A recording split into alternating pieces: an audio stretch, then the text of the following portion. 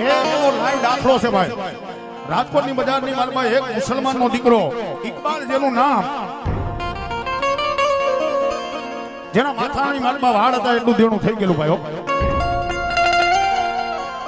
અને આજીડીની માલમાં જ્યારે આપઘાત કરવા ગયો ને ભાઈ, હા, રાતે 3 વાગે વાહેલી કાંખલો થયો ભાઈ. ઇકબાલ એક હમણાં કીધું ધુમકો મારી તારું મોત થઈ જશે. સરકારી માણસો આવી અને તારી ડેડ બોડીને લઈ અને તારા હગાવાલા કબ્રની માલમાં તારી દફનવિધિ કરી નાખશે. પણ ઇકબાલ એક વાતનો વિચાર કર્યો કે તારા મરી ગયા પછી તારા ઘરની માલમાં જે 3 નાના નાના પહોળા રહ્યા એને એનો બાપ નો જડે તો.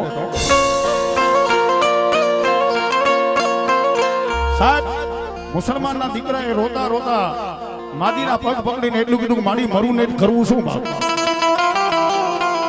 શું કામ? કે મારા માથાની મારમાં જેટલા વાળ છે ને એટલું મારી માથે દેણું થઈ ગયું છે. એ અત્યારે નહીં મરું ને તો હવારમાં મારા માંગણા વાળા મને જાહેરમાં મારશે હો. અને ત્યારે એક મુસલમાનના દીકરાએ રોતા રોતા એટલું કીધું કે મારું તો જે થવું હોય થાય, પણ રાતે 3 વાગે મારો કાંખલો જાળવા વાળી તું કોણ બાપ? અને ત્યારે 80 વર્ષના ડોશીમાં એટલું કીધું, ઇકબાલ જ્યારે મરવા નીકળો ત્યારે ફૂટપારી વાળી મેલડીને ધા નાખી નીકળો કે હા? તો હા ભણ ઇકબાલ, એ કદાચ જો મને મેલડીને ધા નાખે અને એને કમોટે મરવા દઉં તેની તો આજ મેલડી બોલી દઉં.